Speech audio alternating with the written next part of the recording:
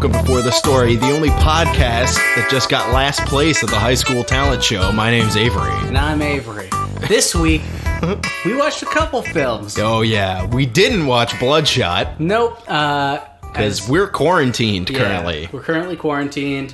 Neither one of us is sick, but except for like in the totally radical dude kind of way. We have sick skills, but... Yeah, I just did a Healy on my bike. Or... A wheelie? What's it called? No, it's a Healy. You're right. I think that's a shoe.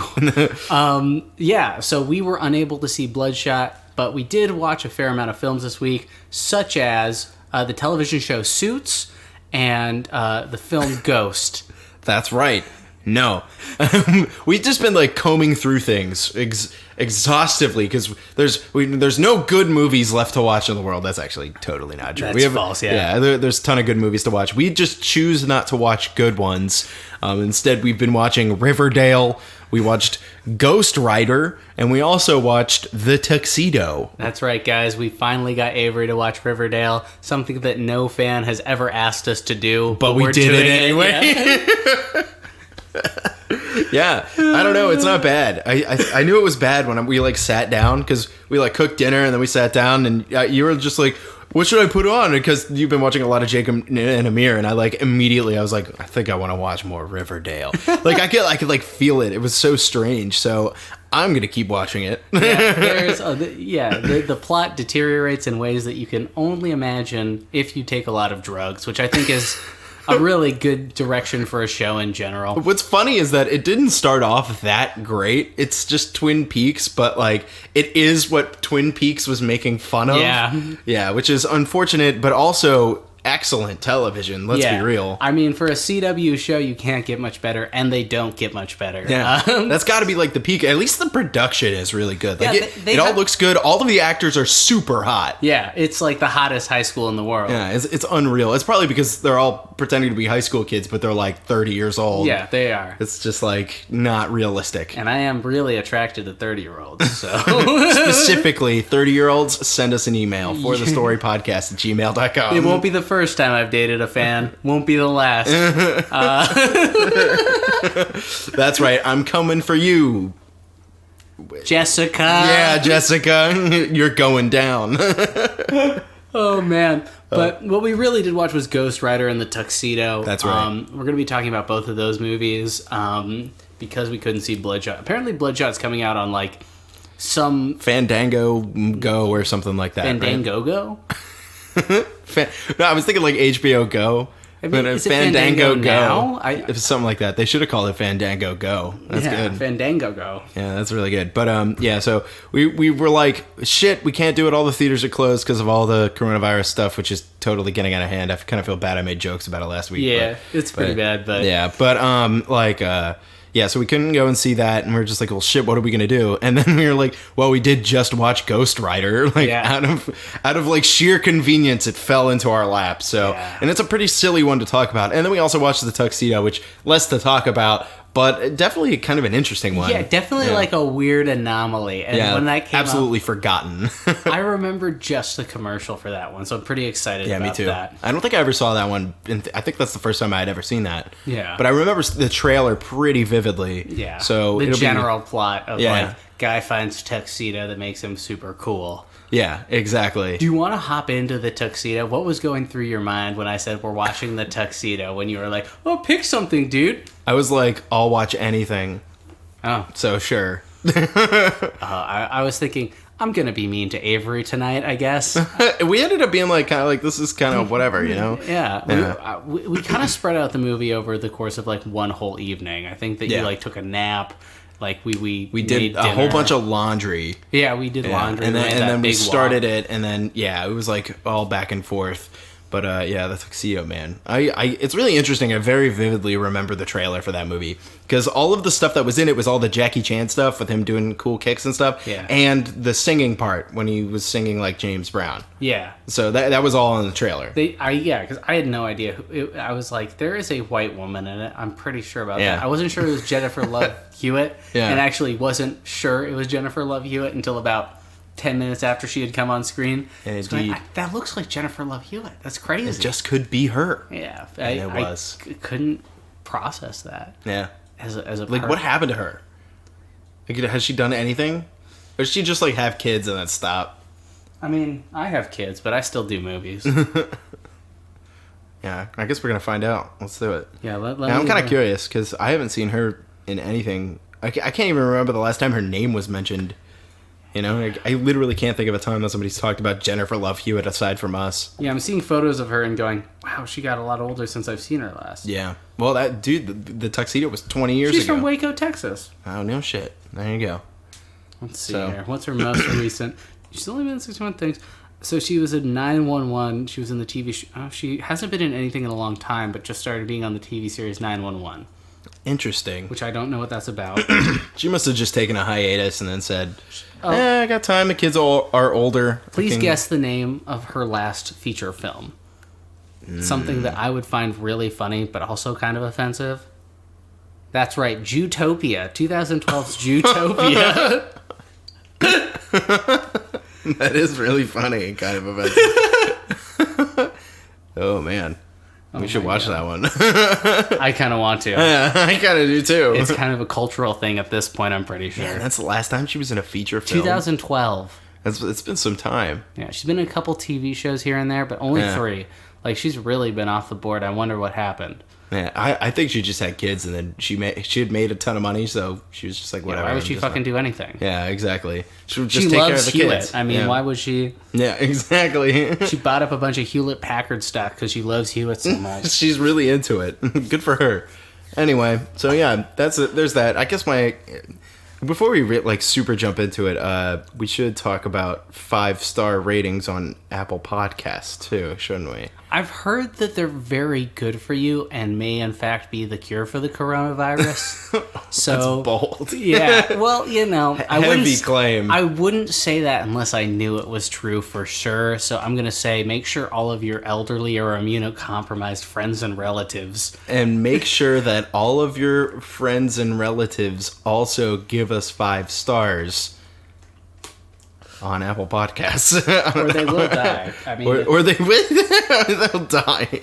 Yeah, and oh my God. Yeah, and you know, we're here during your what is it? Social isolation, distancing, social distancing, isolation. Which, I mean, like, let's be real. Is it much different than usual? No, I mean, it's just like I can't go to the gym. But it's so annoying. It's really annoying. We were like just getting back into it. Yeah, like we had like a great workout the day before all of the gyms in the city of Austin were mandated to be closed. Yeah, it's like fucking god damn it. It's like I'm trying to finally do something healthy for my body, and then like it's like no. My point is, we are your only friends at this point, and wouldn't you give your friends 5 stars on iTunes for their podcast? I know we're probably the 5th or 6th pair of friends you have that have a podcast. But we deserve it. Yeah, we've earned it. Honestly, more than anyone else. Don't fact check that. No, think about it like this. It's going to reflect on your personal psyche positively as well. You're going to feel good. You're going to feel good. Like, I dished out some stars today. Yeah. You have a limited amount of stars you can give out in a lifetime. Yeah, that's true. Think about all those bad Yelp reviews you've given. You're like, you have a star It's time to turn a new leaf. Yeah. For sure. Also, check us out on Instagram at For The Story Podcast. Posting all sorts of stuff there. That's where we're posting updates. We know that we're coming out a little late this week. It's been quite hectic just with everything. We're trying to make sure everything's locked down correctly. And we have food and stuff, all that good stuff. Exactly. Yeah, so we've been trying to make sure everything's in place. It's definitely been a weird week. But coming out on the opposite end of it, it's going to be good. We're going to have a weekend. Hopefully you guys enjoy this episode. And hey. You have to enjoy this episode. That's true. Or I'll be upset. Damn. Do you want that, guys? I'm an ugly crier. Is this what you wanted, listeners? No, you haven't had the honor of seeing me cry at something yet. It's during a movie. It's real bad. I definitely heard you cry during Avengers Endgame. Oh yeah, I did cry during that movie. Yeah, I was pretty. It was a tearjerker. Yeah, I get it. I think also Infinity War. I definitely cried during Infinity War too. Yeah. Spider-Man, R.I.P. Just kidding. He's fucking alive for some reason. Yeah. Man, Spider-Man won't be dead until Sony finally says no more.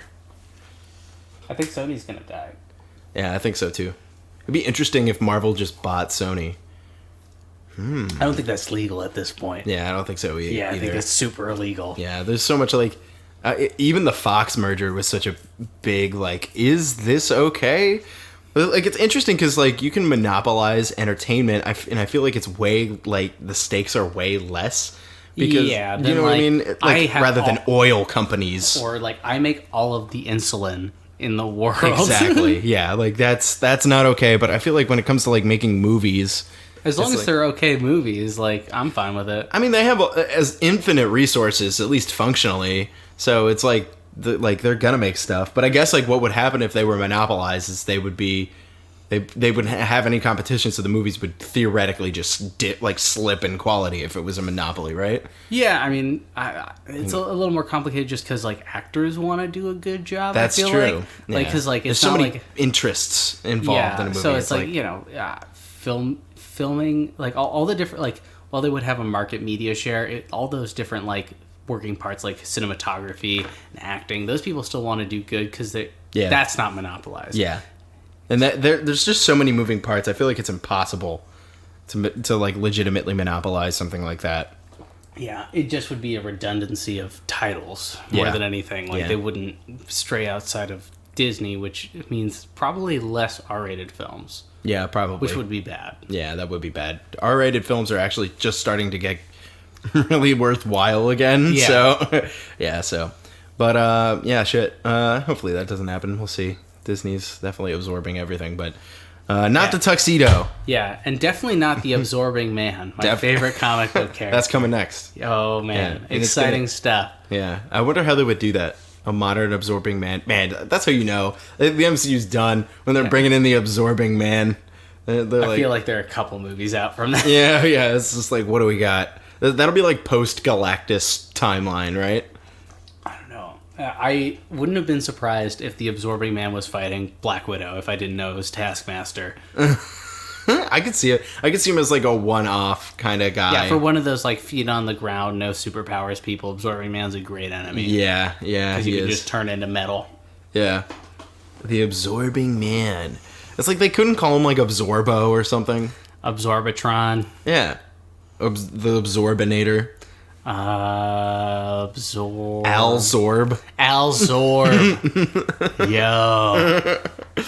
Oh, that's pretty bad. He's a scientist to believe in global warming, but then Al Gore wasn't a scientist. I don't know what I'm fucking saying at this point. But so let's really do a deep dive here. Did we watch anything else aside from the Tuxedo and Ghost Rider? We watched something else in there, didn't we? Or was it just Riverdale? It was just Riverdale. We tried to watch a movie called Satanic Panic. Oh, that wasn't very good, though. It was pretty bad. Yeah. And then it got real... It was a really great pitch, but I wasn't into it. Yeah. I haven't personally watched anything different. Have you, fallen asleep to anything of note? I don't think so. I've been watching a ton of Red Letter Media. Okay, that's fair enough. That puts me right to sleep, though. Yeah, they're boring as shit. Just kidding. I'm sorry. No, they're not they're boring enough that I could just turn it on and just listen. Yeah, it's like listening to a podcast. But I've seen every episode of Best of the Worst so many times now, so it's it's just it's always good to fall asleep to something you've already seen for sure. Totally. So there's that. That's pretty much it. We watched the Tuxedo and Ghost Rider, and we're about to talk about them. Okay. Yeah. So the Tuxedo. I picked it to try and torture you. Ended up liking it quite a bit. Let me just give you some quick budget information. We're not going to delve into our budget breakdown. We're not going to do anything super huge. But, oh fuck, my computer went to sleep. Let me enter a password real quick. Oh, it's okay. 1, 2, Alligator 3, 7. 4, 5. Okay, the Tuxedo. The Tuxedo had a production budget of $60 million. Wow. Okay. 2001. Yep. That's pretty mid-range. Yeah, and it made $104 million, about 50-50 split between the domestic and international box office. That's pretty. It's not great. Low. It was the number 74 Columbus Day weekend inflation-adjusted film. Very cool. All right, that's a really, really random statistic. Really esoteric. Yeah. It was the 51st highest-grossing movie in 2001, and it was the 32nd highest box office for a DreamWorks film. Interesting. Oh, that was DreamWorks, wasn't it? It was. There's some bad CGI at the end there, though. That Q slipped through the QC, huh? Yeah. I guess it was 2001. It was no ants, let me tell you that. Yeah. Was that also 2001? No, it was just another DreamWorks movie. Oh, yeah. Yeah, interesting. Well, good to know. We've all learned a little bit more. Yeah, it's not a whole detailed thing. We're going to get into a little bit more detail with Ghost Rider. Yeah. But the Tuxedo is like that's what Last Blood cost about. Really? Yeah. Last Blood was a little bit more. Wasn't it like 70 million? It was somewhere in that general range 60, of 60 70. to 80. Yeah. Interesting. Yeah. So, I think this looked better. Yeah. Yeah. The choreography was definitely a lot better. It was a lot. Well, that's just what you get with Jackie Chan. Yeah. That Jackie Chan shine. Before we really talk about some pros, let's do some of our expectations here. We kind of already covered expectations a little bit, but might as well do the official segment. Ash, what were you thinking? Aside from I'm Gonna Torture Avery, had you heard of this movie? I had heard of this movie. I definitely remember the commercial. I never saw it in the theaters, never saw it on DVD. Definitely not on VOD. Yeah. Surprising anyone bought that up to play it for people.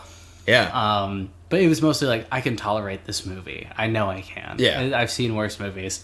So that's kind of where I was coming from. I was given the reign of the remote control that lets me pick Netflix movies.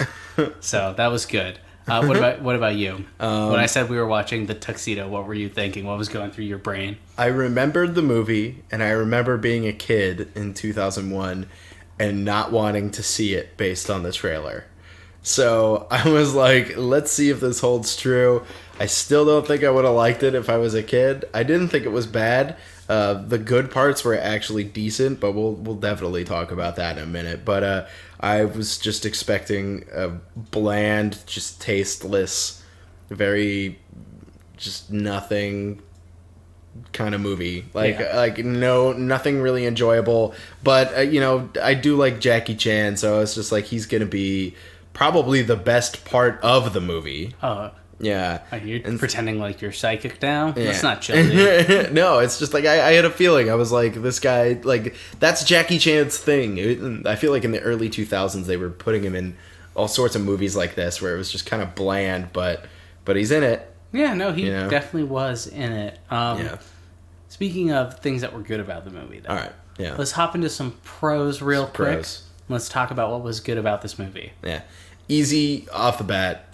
All of Jackie Chan's choreography and all of his stunts that he did were a lot of fun. Any standouts, particularly? There was the one specifically when he's like pulling up his pants and like fighting off these henchmen, and like the whole thing is that this magic tuxedo, if it's on your body, it can it makes you do stuff and like punch people, and you can like you have a little watch and you select all this shit. And he looks at the watch and it says pants only mode, and because his jacket's off and he's like flipping around and kicking people and stuff just in his pants. I think it was called defensive legs was the name of the function on the little it was iWatch something like that. Yeah. And it was really cool. He was like fending them off, and the way that it was like choreographed was done in a way where it looked like he wasn't controlling his legs, which I thought was like great. I don't know if that was like Jackie Chan just like behaving that way, or if it was like something that they did in post, or if they put him on wires or what. Yeah.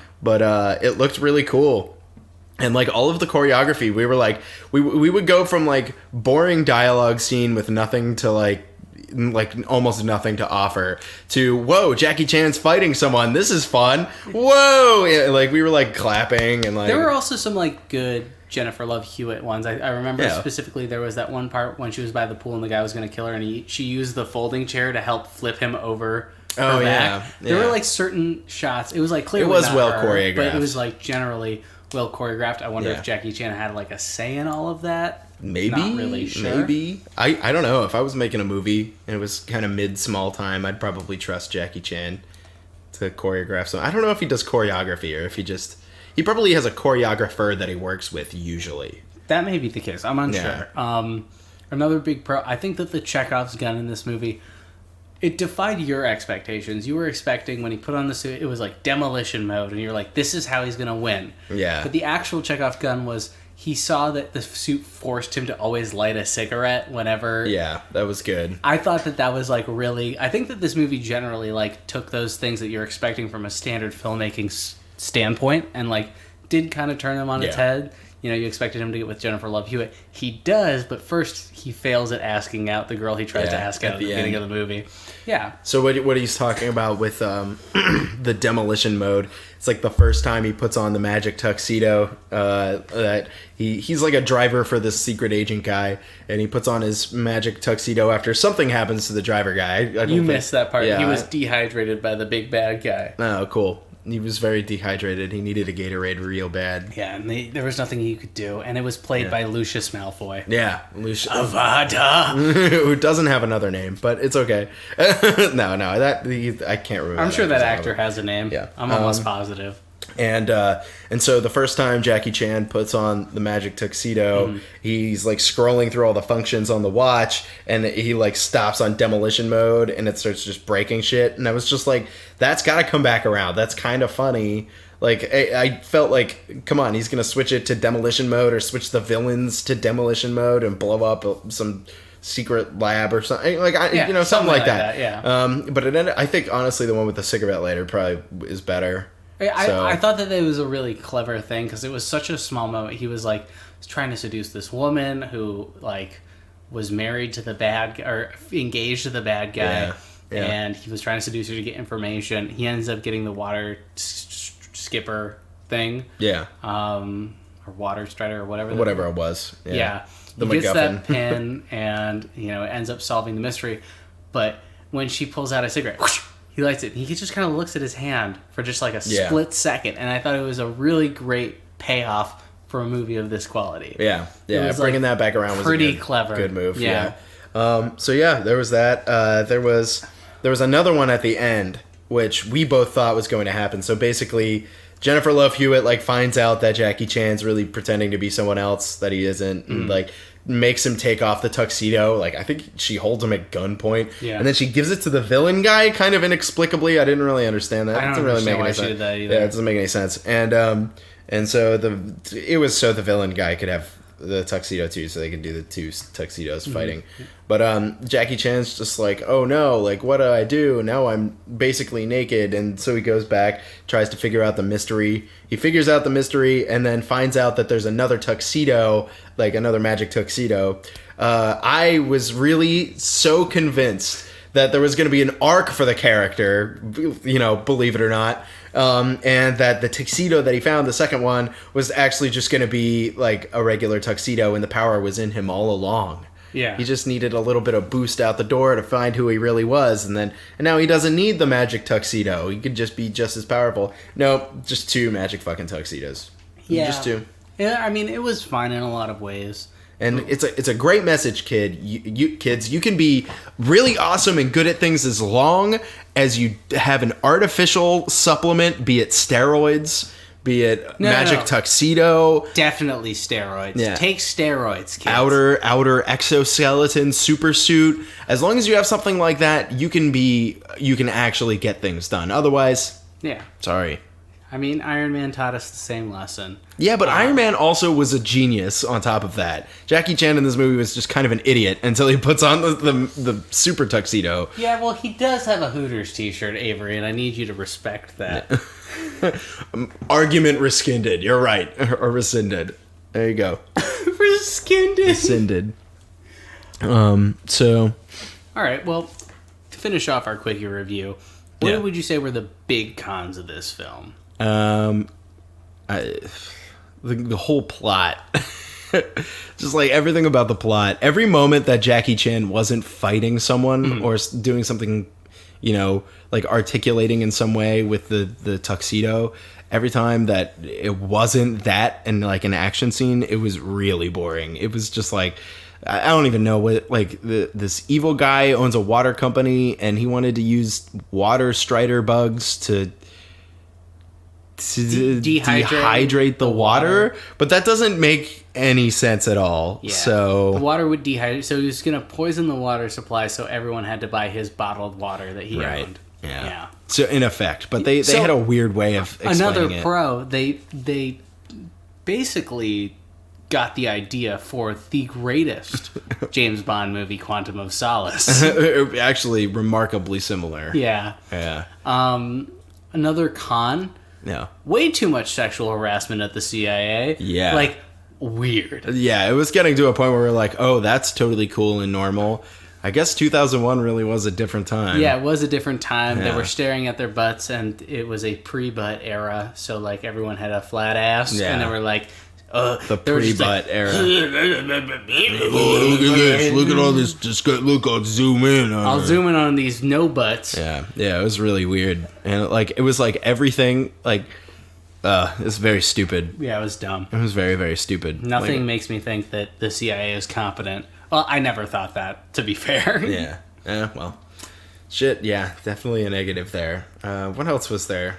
I mean, like, this movie was pretty blasé. I think that those are, like, the major issues, is that plot wasn't really good, dialogue was terrible. Yeah. Let Jackie Chan kiss a girl in a movie. That's never happened. Yeah, why didn't that happen? They That never just didn't kissed. They made this really roundabout ways.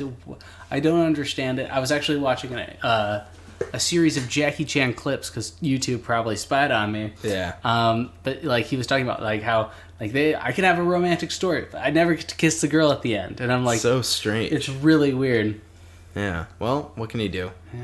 Yeah. Let's rally together. What is Jackie Chan doing anymore? I haven't seen him in a while either. He's hanging out with that Will Smith kid, making him a Karate Kid. Really? Was that it? I think that was the last movie I've seen him in. He was in. I guess that's a good choice. It's a little racist, but Pretty racist. yeah, Yeah. the character's pretty racist. He's not Japanese, so it's not Yeah. karate. Yeah, it's not It's okay. He does kung fu. It's not all right. It's not cool. I don't wear whispering. Yeah. Yeah. So let's get into our final segment for this film. Bam. 5 words. Rating out of 10. Should you watch it? You go first. I don't have 5 words yet. Oh my God, Jackie Chan. Damn it. That was. Come on. That was too easy. This movie's like actually pretty decent. It's a surprising piece of film history.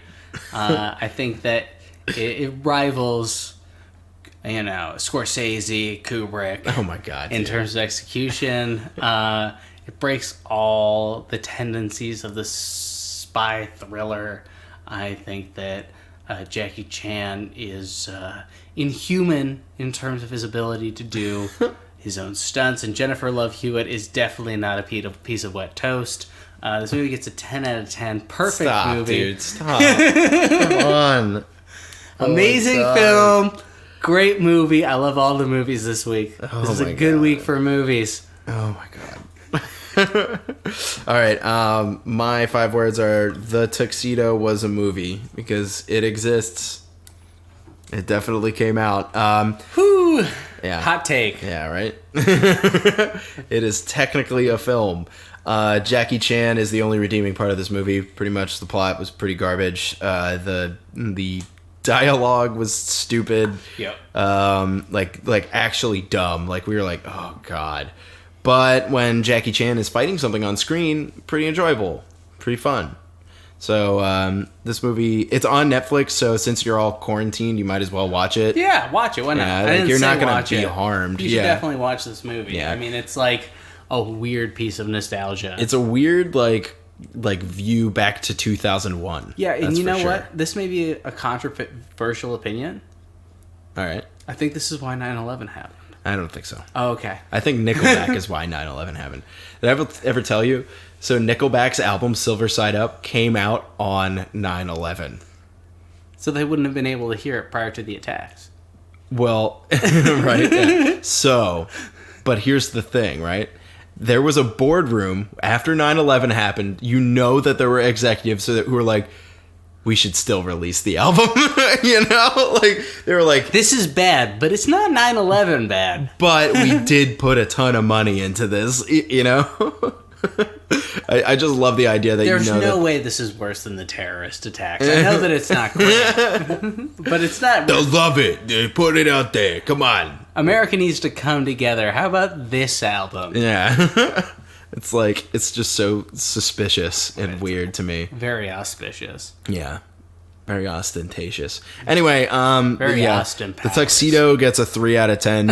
It's so uniquely watchable for being so bad. It is really watchable. Yeah. It's really weird. Yeah, it's definitely like by the end, like the whole end fight scene, a little superfluous, but it ends well, and then the movie kind of just keeps going in a very stupid turn. I guess they wanted to do like a sequel. I could kind of see like the. I mean, like, listen, you know, it's really crazy when a movie is this watchable, Yeah. while being this good. Because a lot of the times there's like a mental barrier to entry. A lot of dumb people don't like perfect movies, and this is. I really don't like this route that you're going down. I'm gonna stop you right there. So, this is a rare perfect movie where it's like it's dude. fun. Come on. Yeah. Wait All till right. the next movie. right. Let's get into this next. Yeah, I know what movie. you're gonna say about the next one too. So, all right, here we go. Ghost Rider. Ghost Rider expectations. You chose this one. I saw Ghost Rider before this when it came out in 2007 in the theater.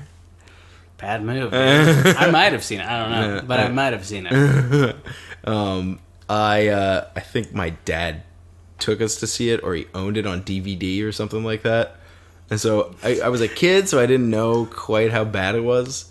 You know what I mean? Like a few years earlier, I had seen Van Helsing, which was another goofy one that, and I actually like way more in my older age. But anyway, Ghost Rider. My expectations watching it the second time around, I knew it was silly, and I wanted you to see it because it's really silly. Yeah. I wanted you to see it because it's just so absurd, everything about it. Yeah. And Nicolas Cage is just like gleefully like it's He pure. loves to have work. It's so crazy. He loves being like just a goofy weird character, and he does such a good job. Like he is the only person ridiculous enough to take that role, and I'm so glad that he did it because it's permanent. They made a sequel even. With him Spirit of in it, Vengeance. which we should watch at some point too. Yeah, for sure. But yeah, if we can find it, that one is not on Netflix. No. Ghost Rider 1 is on Netflix. Correct. So we might have to do some digging to find that. But yeah. So my expectations, I knew what it was going to be like. I just really wanted you to see it. Yeah. Because I had a feeling that you were gonna love it. Yeah. So my feelings going into this was, oh yay. Yay, one of my least favorite Marvel superheroes. Yeah. With Nick Cage in an era which I did not enjoy Nick Cage. Like, this is like a time period where it was not a Nick Cage-assance. Yeah, it's also like pre-irony Nick Cage. Yeah, this was when he was still trying to be serious. Yeah, you know, exactly. It wasn't him trying to do what he's doing now, which is like taking the perfect roles, knowing exactly who he is. Yeah. I didn't expect a lot of things in this movie. But Ghost Rider is an exceptionally boring character in the comics. Yeah. So I was really excited to see what they did with him because his powers are like He's whips on fire. people and can't die and vengeance. Yeah. Like that's his whole thing. Vengeance. He's a spirit of vengeance. Vengeance. That's the name of the sequel. But before we get into what we actually thought of the film, let me get my Let's computer hear some going budget again. stuff for this. I am super curious because this movie looked expensive, didn't it? Did it? Yeah, it did for 2000. Well, I don't know. The CG probably could have been better.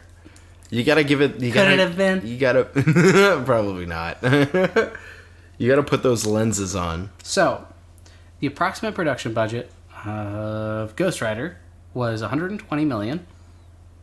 That's expensive. It's fucking expensive. It made $115 million domestically and $113 million abroad. Okay. Totaling about $229 million with $103 million worth of DVD sales. Because this was still a Jeez. period in which DVDs were being sold. Wow. So that's actually pretty good. Couple that with like merchandising because they probably sold toys and shit, right? Oh, hell, I mean, like Funko Pops were not a thing then, but they probably sold something. Yeah. The big numbers for them, they had the 16th highest domestic February weekend.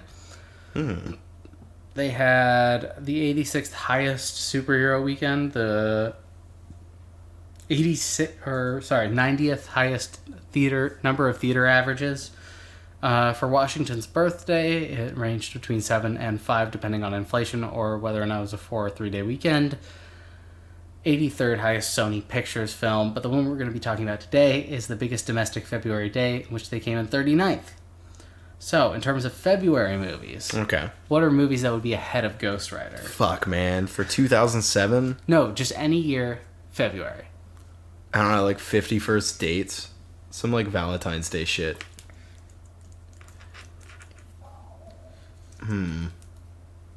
You might need to give me hints. I have no idea. 50 First Dates came in at 31. What was this one at? 16th? 39th. 39th? So that technically falls in the range. Cool. That was just a shot in the dark. Give me a hint. The day that you mentioned has to do with this film. Valentine's Day? Correct. Valentine's Yes. Day came in number 20 Yes! Haha. and in number 36. Wait, it came in twice? What? Because these are weekends that in February that it came. Oh, I see. Yeah. Okay. You own a shirt with this logo that you've never seen before.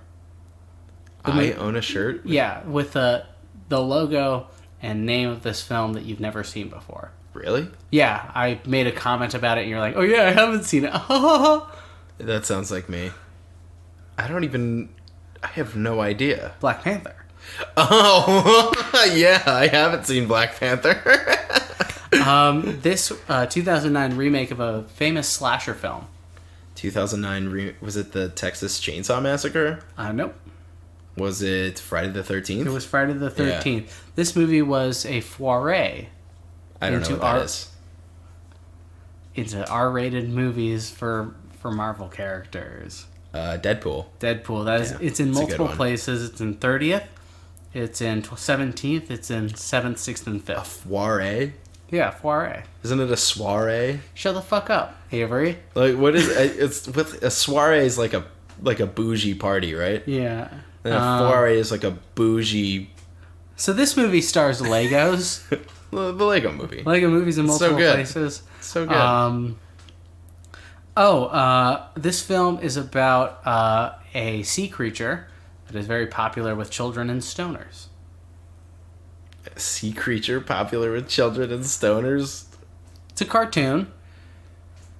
Features a grotesque capitalist, an incel, a really dumb pink guy. It's the SpongeBob movie. Correct. I hate that you got that right. Yeah. This movie is kinky and for moms. 50 Shades of Grey And and 50 Shades Darker. correct. Yeah. This movie is Blue Dabu Dee Dabu Die. Big Fat Liar starring Frankie Muniz. Think of a movie that Paul we've Giamatti. seen for the podcast. Oh my god, dude. I don't remember what movies we've seen. This one's like notably like, oh, Ryan liked this movie and it was kind of confusing. Was it Dagon? No. Because that was kind of confusing, wasn't it? Yeah, but there was one that was more confusing that he said he liked that we. Oh, Sonic the Hedgehog? Correct, We were like, Sonic the we Hedgehog. both just like looked at each other when he said it. And we were what? like, okay. This movie is your favorite movie whenever I bring it up and it doesn't upset you at all. Wait, Jurassic Park? No. Doesn't upset you at all. When, oh, you're being sarcastic? Yes. Is it, it's not Alien. No. It's a movie that made a lot of money that you hate on principle. Mel Gibson. Oh, The Passion of the Christ. Yeah. God damn it. Finally, I get to look you in I the finally eyes. forgot about it. And as you enjoy that moment. So yeah, those are a majority of the top ones. Other ones you might see in there are Medea Goes to Jail, How to Train Your What the Dragon, How many Medea movies are there? Shutter Island, Safe House, the Lego Movie 2, the second part, That's really what it's called. Yep, Daredevil, the 2003 one. Oh, nice. We did watch that one. Yeah, Norbit. Didn't watch that one. Hitch. Scream 3. I've seen Hitch. Birds of Prey came in at 85th. Jesus. That's bad. Yep. So those are our budget breakdowns. Bam. We talked about a lot of movies there. Oh man, so I guess that means that we're gonna talk about the pros and cons of Ghost Rider. Okay. All right. I'm definitely into this. Okay, that's Okay. good. Well, that means that you want to start. Yeah, there's a villain who's perpetually moist, and that's good for America. Oh yeah, he is very, very wet. Yeah, he is All very the time. wet. What else we got? We got Nick Cage doing the longest transformation scenes you've ever seen for the So first long. half. Yeah, and some of them are kind of cool. They're up and down. Yeah. His freak out when he transforms the first time is like really pretty great. Yeah, but You he know? like somehow like goes clear across town, Oh, and yeah. it's so confusing. And then he like hurts a cop by going too fast. It's Yeah. pretty funny. Yeah. Oh my god. Like I don't know. I feel like as like dumb and mid 2000s as the design for the Ghost Rider was, it was actually kind of enjoyable. Yeah. It was like kind of cool. Like it had this like really stupid cool kind of like vibe to it. Does that make sense? Yeah, it was. It's funny seeing Nick Cage do leather daddy outfit. Oh, yeah. For the whole fucking movie, All leather. and just the general confusion at his whole love arc. Yeah. Is kind of amazing in this movie, just because it makes no fucking sense. No, it doesn't make any sense. It makes no sense. There are some definite hits in terms of how the CGI looks. The bike design's really great. Yeah, I thought so too. It had this like everything was all skulls. The transformation of the bike looked really cool. There were like bones that were like growing up the side of it. Yeah. Yeah, it was like all that stuff seemed pretty cool. The CGI wasn't great, but it was at least passable when it was lit dark. Yeah, You know what I mean? which was kind of perfect because in the end of the movie he has to get into the dark in one of the longest scenes of superhero It took crawling. so long. We're definitely going to talk about that in a bit. Yeah. But, yeah, so, like, I don't know, Nick Cage is really the only standout for this movie. You didn't love Eva Mendes? She was just fine. She's just... You didn't like grown up kid from Little Vampire? That's exactly who that villain was. God. And all of his, like, freakish friends. Oh man. His, like, shitty freak friends. Like, one of guy them was wet. One guy was, like... a boss from Sekiro, Shadows Die Twice. Yeah, one guy was, like, windy. That was the guy from Sekiro. Yeah. And then there was another one, too. He was like a dust man who looked like generic villain from TV show about heroin. Yeah, that's what they all looked like. They all looked like True Blood villains, didn't they? They did look like True Blood villains. Yeah. Oh my god. They all look like they were from True Blood. It was like a little too much In for a lot me. of ways, I'm from True Blood. Yeah, that's true. Actually, Due to my blood addiction. I heard you. He says drinking orange juice With gin, with blood, which is not a good combination, to be fair. but Yeah. god damn it, you tried it. Yeah. So, this is maybe more controversial for this Okay. film. Okay. I enjoyed the prequel scenes before it was Nick Cage. Thought it was set up pretty well. I didn't think the actors were amazing, but I did think like the way that it was generally set up. It got me hooked. Okay. It got me engaged. Because where this movie fails is in a lot of capacities in the CGI and like pacing. And yeah, the pacing and the pacing of the action scenes is particularly bad. Yeah, it's very So- bad. But that first part, like, even though I was like, this kid's gonna be Nick Cage, he has a really wide jaw, and that's not what Nick Cage looks He like. looked close enough. The No, hair he did not. The hair did some favors for him. His jaw was like out here, and Nick Yeah. jaw's in here. Yeah. It was not accurate, but the casting for Eva Mendes was Pretty good. pretty good. Yeah, she was used like way less in the prequel. Like the prequel scenes, like all that stuff took so fucking long to get through, though. But it did take a long time Yeah. to get through. I wasn't mad about it though. To be honest with you, I wasn't mad. You know, take your time with like the intro, I guess. Yeah. Yeah. I didn't mind it. I kind of liked how they spread that out. It was a very generic scene, but Yeah. it was like done pretty well. Like you take CGI out of the mix, and that was executed quite well. Yeah, Personal opinion. Sure, you disagree, but that's just like kind of where I'm coming from. I'm trying to hold it back. It's just like I saw a lot of those mid 2000s, early 2000s superhero movies, and they all were exactly like that. Like cookie cutter. But that's kind of why I liked boring. It. Oh, okay. If that's what you wanted and that's what you like, then that's what you like. I get that. Yeah. I totally get that. Because we're like at a point where like origin movies are kind of taboo almost. Yeah, you know? Exactly. And so it's kind of nice to see them take their time with a little bit of the reason origin movies are taboo are because of movies like Ghost Rider that did the cookie cutter origin shit. It's because of Spider-Man. It's all because of Spider-Man, because we had to see the origin story twice.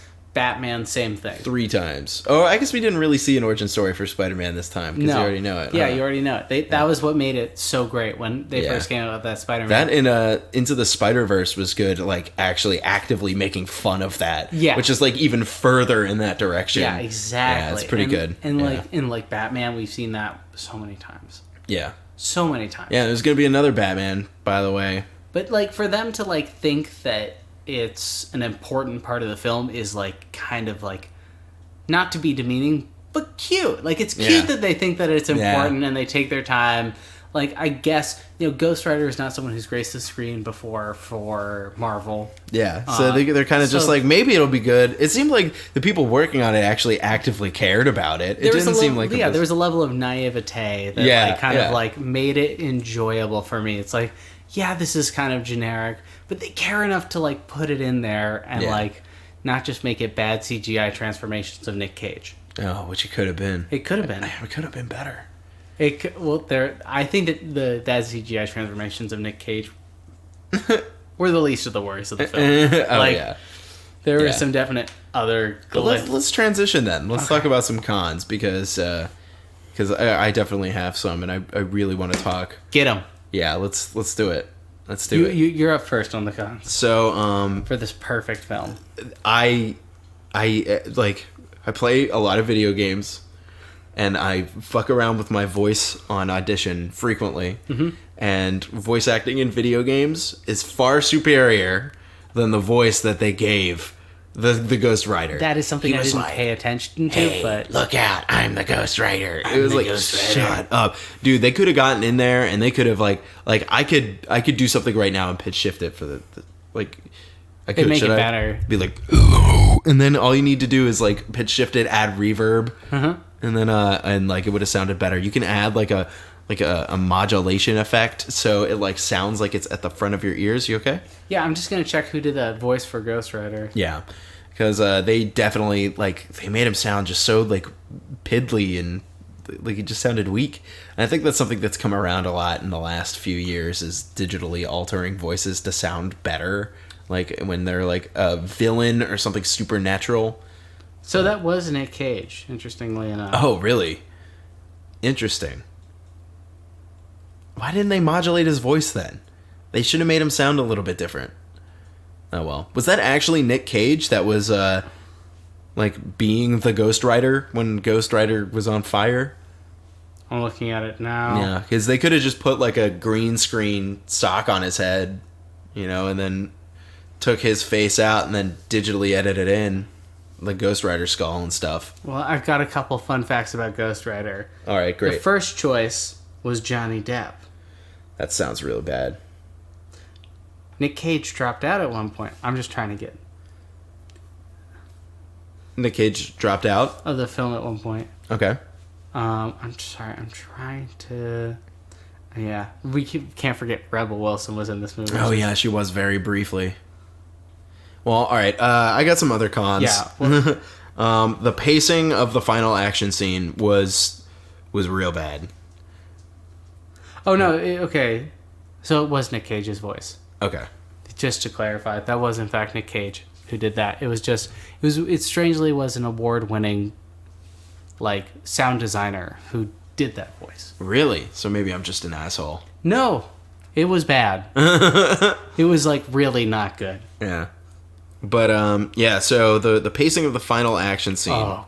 Fuck. It took so long, and it looked like it could have been building up to something cool, but none of the action was cool. Ghost Rider in the first 3 seconds gets his ass kicked, and then he's just Nicolas Cage for the rest of it. Yeah, you they know? wanted it to be Nicolas Cage to give it a human face, but I guess so. And like man. he's constantly like flipping in and out of being Ghost Rider or not. It's just like, do the thing. Do the Ghost Rider thing. Well, the Ghost Rider thing is so limited, which is where I think It's like, just his like thing a is chain, like I guess, chain or look in my eyes. Yeah. Like those are the two things. Yeah. So that they tried to beef up the human side of him. Yeah, which was not great. It was okay.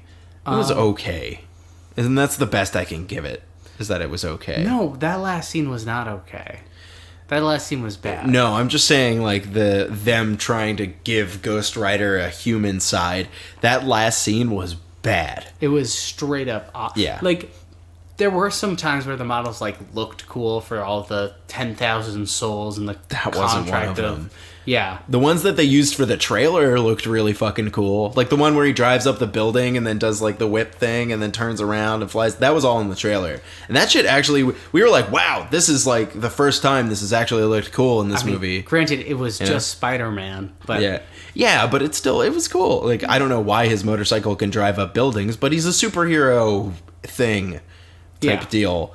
You know, that's another con, is I think they didn't actually play into the dichotomy of what it means to be like the bounty hunter for Mephisto, but like a good person, and like what that means, and like because they didn't really have time to squeeze that kind of thing in. Oh, maybe in the sequel they touch on that a little bit more. We'll check out the sequel and see what we think, but I don't think that they like. I'm not a fan of Ghost Rider, but I know it's not as simplistic as that, and I think that that's another really big drawback of this film. I think for like a clean, like the movie was like, it was still pretty long. It was still like an hour 45. Yeah, it was not as short as it should have been, probably. Yeah, but for like a movie that is trying to introduce so many things at once, you know, having, you know, trying to fit that in on top of like his origin, which is the first half of the movie. Yeah. And then trying to fit in a villain's motivations in there. Which, you know, he wanted the contract of San Valentino. Because he wanted to absorb all the souls or something. Of Valentino's which hot looked sauce. real fucking bad. Yeah, well, all of it looked bad. Yeah. But, I mean,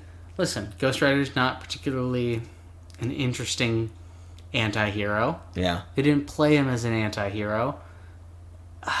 He works better as a later stage guy, where it's like, we've developed a cinematic universe, and now we have an idea of like what everyone is. Because like fucking people like the Punisher have been the Ghost Rider. There's a lot of things that you can do with the Ghost Rider. He's not the first guy you do. Yeah. And like having a standalone movie doesn't make a lot of sense. Well, what they were thinking, like, definitely is we have the rights to him. First of all, they did have the. I'd like to check that off the list. They did have the rights to him. Yeah, they had the rights to him. They hired a really good concept artist, right? Who probably drew up all these awesome fucking looking flaming motorcycles and Ghost Rider shit. And they were like, okay, we can make this happen and be a standalone feature length film. And or they like saw some concept art and they were like, I have an idea. We'll get Johnny Depp, which honestly is a really bad casting choice. Really bad. And that would have been real bad. But I get it. Ghost Rider does seem like a guy who'd wear a lot of man rings. Yeah. But Nicolas Cage was so much better of a choice. Yeah. Like that's like one of the best decisions that the movie made. That's like a disappointing part of the movie, though, is that they did get the best possible casting choice, and it still is it's still pretty weak. shit. Yeah. It's just like that final action scene just was deflated completely. It's just like it was just so bad. Well, it was because the villain had no motivation that made any sense. No, it was before, you know, because there have been a lot of complaints for Marvel for not having villain motivation, and that kind of drove them to kind of raise the whole fucking bar. Yeah, and they changed the game for everyone. Yeah, like now, like DC used to be the one that had villain motivation. Now Marvel is kind of surpassing them in a capacity. Yeah. But the idea of villain motivation wasn't a real thing. Even for the early DC movies, like you didn't really. It just wasn't enough time. Because in a lot of, especially in the mid 2000s, they were just trying to establish these characters, and when half of your 90 minutes needs to go to an origin story, there isn't time to fit in a villain's motivation in there without like. There just isn't fucking time. Even though a villain motivation is like one of the most simple things, it's just like, how do they justify their actions in a way that you could possibly believe in. Yeah. It's so easy to justify a villain, and it's just a kind of a... Not to insult anyone who's worked on any of these movies, but it's pretty fucking easy to make your villain understandable. They have a worldview that means that what they're doing is the correct thing. Yeah. It's a couple lines of dialogue. There was no reason that True Blood guy and Nicolas Cage needed to fight each other. It just like he was doing bad shit, so Devil was like, stop him from doing bad shit. It's just like it was like a quest giver gave him a quest. It was very World of Warcraft, the movie. It's like, stop him from doing this, and then that fight scene was so bad. It was mostly because of that pacing. That pacing was a truly atrocious part of the film. Who was it? It was Sam Elliott was just like, we're gonna ride, and then they ride, and then they get to the location. So Sam Elliott's in this, and he's like his mentor character, which is cool. Like it worked. It made sense. If they'd actually fleshed that out in any capacity, which they didn't. I want to be very honest about that. They did not flesh that out. But basically, Sam Elliott is also a Ghost Rider, so he summons his Ghost Rider horse, and he's like, this is the last time I can ride. And then they like ride out into the desert to go and attack the True Blood guy. And then they get all the way there, and he's just like, this is where I gotta leave you. I'm going back. And then he turns into not a Ghost Rider. And then he just fades away. Well, okay, the insane part is that like it was 500 miles, and then he's like, I can't transform into a Ghost Rider anymore. I'm gonna just ride on back, and then he disappears, which makes it a little better. But it seems like he's going like, I'm gonna ride 500 miles. I'm going back. Well, good thing we're here. I'll see you later, Ghost Rider. It's just like what? It was so dumb. It was not explained at all. It's like. In the comics, the character... Like, the powers run out? Like, why did... He's supposed to be like the Pale Rider, which is like a variant Ghost Rider from the Western times. Okay. And it's supposed to have like, there's supposed to be some variation, but because they like intelligently didn't want to give him the semi-Ku Klux Klan look of the Pale Rider, he looks like a Ghost Rider, and it makes it worse because like he runs out of power and like has to go back. So you think like, oh, I guess the Ghost Rider's powers are gonna run out too. It's just like, it's silly. Do we want to bet on whether or not they run out in the next movie? That is a very Spider-Man 2 kind of decision, isn't it? I think it's Spider-Man. Wait, was it Spider-Man 2 where he couldn't Spider-Man 2, get it up or whatever? Yeah, he couldn't. I think that was Spider-Man 2. Yeah, the whole theme of the movie was impotence, I believe. Yeah, it's in there. Everyone's favorite Spider-Man movie. Spider-Man 2, Impotence. That's a good subtitle. You hate that that's a good subtitle. You're welcome, Marvel. Yeah. That one's copyrighted too, Marvel. But yeah, dude, like it was so strange. Like Sam Elliott left, and then it's just so long of this fight scene. It was dull. It was dull because everything that had to happen was so slow. Chain's realistically, Chain is not a fast weapon. For a movie, though, but you could have made it look fucking slow. cool. Yeah, like there was a way to choreograph that in a way, and like it almost seemed like, all right, we got a cool looking trailer, we have cool looking concept art, we're gonna put this out, and they rushed the final action scene. They were just like, we have to finish the movie, I guess technically. And like, so they just slapped something together. Like they weren't even on a location. They were in front of a green screen. You were commenting that it looked like a reshoot. It could have been. I don't know. I don't know enough to say if it is or not. It's hard to tell if it's like a reshoot or just it was bad. all on a green screen, so it's totally possible that it was a reshoot, and that they had to get the actors back and give it another try because whatever they did before just like wasn't gonna work. Yeah, it's really hard to tell. Yeah, it's really hard. Reshoots are bad news. Always. Didn't reshoots happen for Rise of Skywalker? Something did. Something had reshoots, and we were like, "Oh, that's bad news." Was it Captain Marvel? It was one of those bigger ones that we saw in the last year or so. No, it was Endgame. Endgame had major reshoots. Really? But it's hard to tell what those were in that case. I don't think it was Endgame. No, it was Endgame. I recall it specifically. It was Endgame. Because I remember like hearing about it and thinking like, "Oh, it's actually going to be bad," and I didn't think that about Endgame. I think it was Rise of Skywalker. Endgame might have had reshoots. I don't know definitively. They definitely had reshoots, but then I've also received drunk texts from 2 a.m. about how it's incredible that the cinematic universe has been weaved together over 10 years from you with incredible payoff. Yeah. And I'm just, it is true. It is, like, people make fun of those movies for being a little repetitive, but I do think that the cohesiveness of a cinematic universe has not been achieved by any other. It hasn't been done. No, it's literally only the Marvel movies do it. It's really interesting to see Ghost Rider before the MCU took off. Like, literally a year before. Actually, a year before. And even Iron Man, like, they didn't know for sure. Iron Man was a standalone movie, just like Ghost Rider was. With that, but they did have the post-credit scene. That was the first post-credit scene. Well, maybe that's when they started doing it. You could see, like, the seeds were being sown with like, Ghost Rider. You could see, like, it's almost up to a quality standard where you could see them, like, taking the character and doing something cool with it 10 years later. Except it's is it? Sony. All right, never mind then. Like, that's probably why they didn't do anything with it. Yeah, Sony's really bad with superhero movies, except for, like, Into the Spider-Verse. Into the Spider-Verse is, like, it's the only time they've done a good one. Sorry. Well, except for, like, the Raimi Spider-Mans people really like. Yeah, I like the first 2. Yeah, the third one's like what the hell? Which, weirdly enough, also came out in 2007. Did it really? Yeah, it did. That is, like, I think the Raimi Spider-Mans are the reason we have the MCU. I would say that's ultimately. Yeah. Because that was the first time since, like, Batman came out in the 80s that a superhero movie was good. Yeah. You know? Was with the first Spider-Man movie. And the first Spider-Man movie's decent. Yeah. Like, it's decent. And the second one's, like, really good. Like, people love the second Raimi Spider-Man. I'm more neutral about it, personally. I haven't watched it in long enough. Well, maybe we'll revisit it. Yeah, that'd be a good one to revisit. Yeah. But, shit, man. Ghost Rider. What are you going to do about it? It exists. There's a sequel. I can see why. I mean, it didn't make bad money.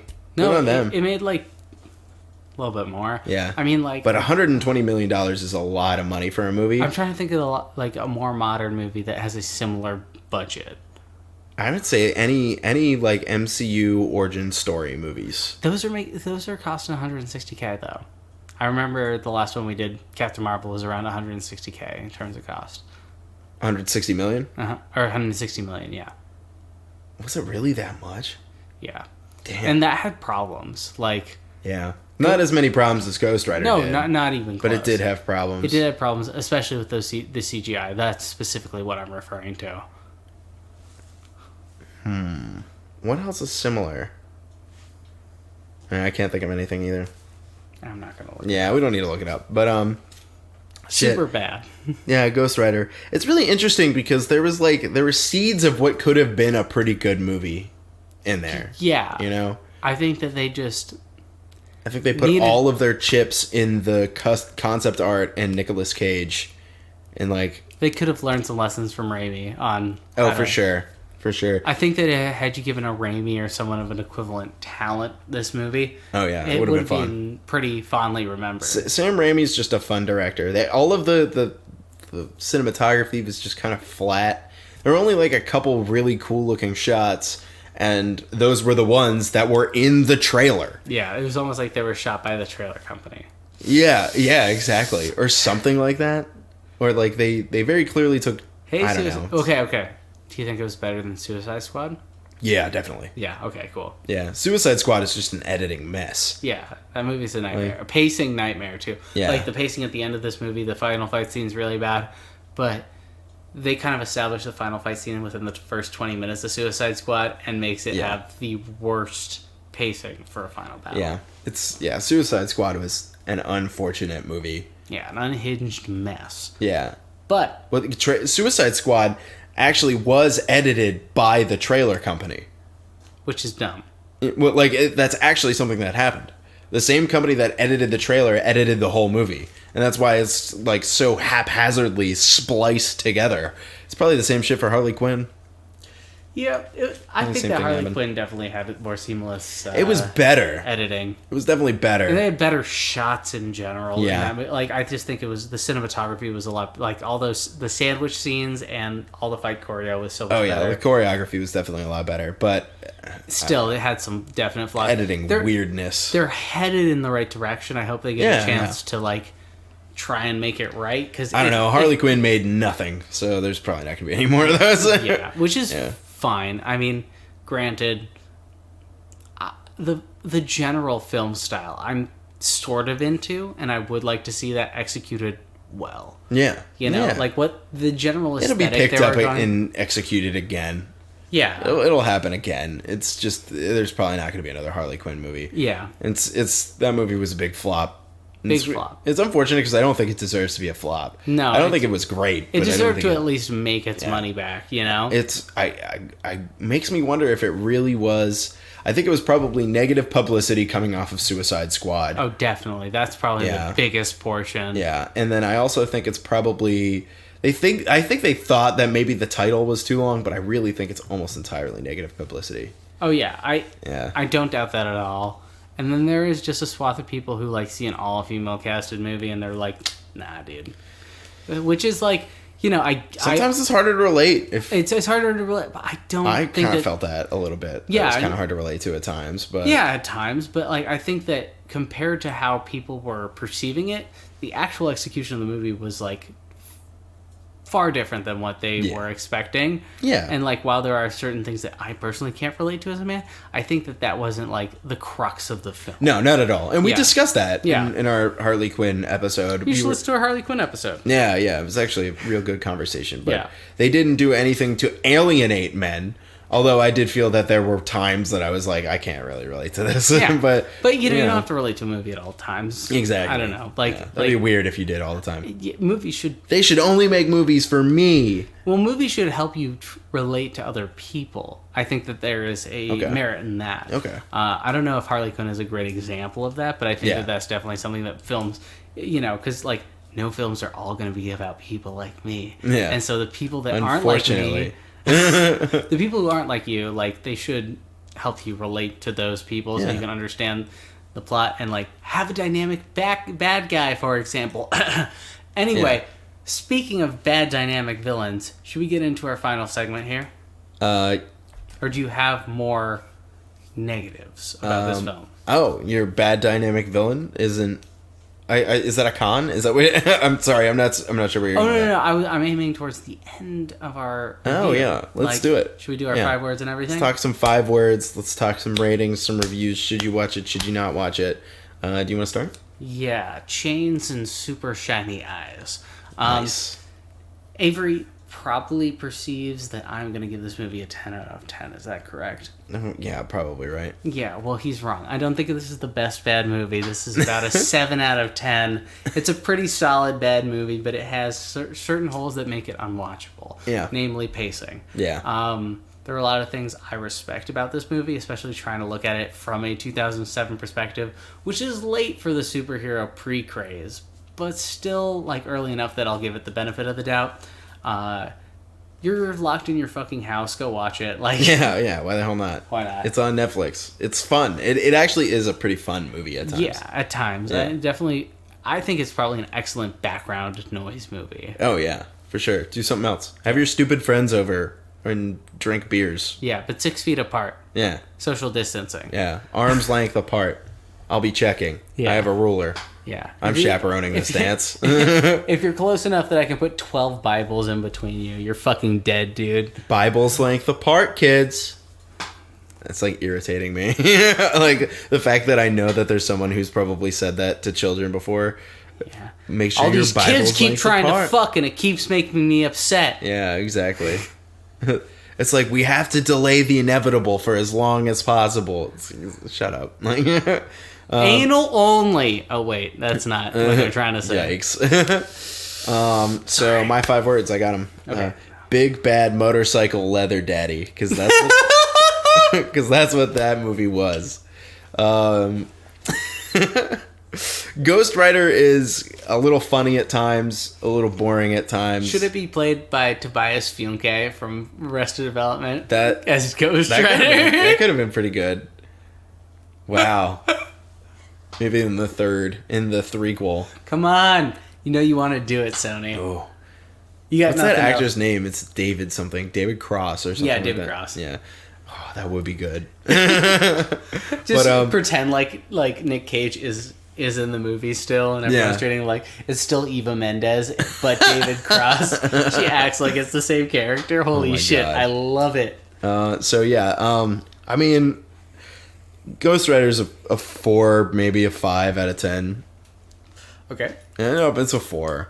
It's like the stuff that's bad isn't bad enough to make it unwatchable, but it does end in this real uncomfortably bad way. So what's your threshold in terms of number ratings for unwatchable? Anything. Well, so under a 5 is a bad movie, over a 5 is a good movie. But okay, what about unwatchable? Unwatchable, I would normally give it like a 1 or a 2. Okay. 2 even can have redeeming things that are, you know. Yeah. You know I what won't I go mean? below a 4 for like if you should watch a movie, you should it's over a 4. See, the thing is that there are specific like factors a movie can have that make the movie interesting on a subjective level to some people. Yeah. Like if you're a strong fan of a character, if you are a strong fan of a series, if you're nostalgic, that can sometimes change your perception of a movie. Right. That's just how it is. Even if it's not that good, if you really like a character and you're willing to suspend your disbelief, then if you're willing to take do a little bit more work to suspend your disbelief, then I mean, like you can, I'm just curious. I never asked you that before, so I was just curious what you thought. yeah, a 1 is definitely unwatchable. yeah. Like a 1 is like this, like who would this appeal to? Mm-hmm. Like there's nothing redeeming here. Who does this appeal to? Why are people seeing this? Yeah, That's fair. yeah. So Ghost Rider's it sits in clean at a 4.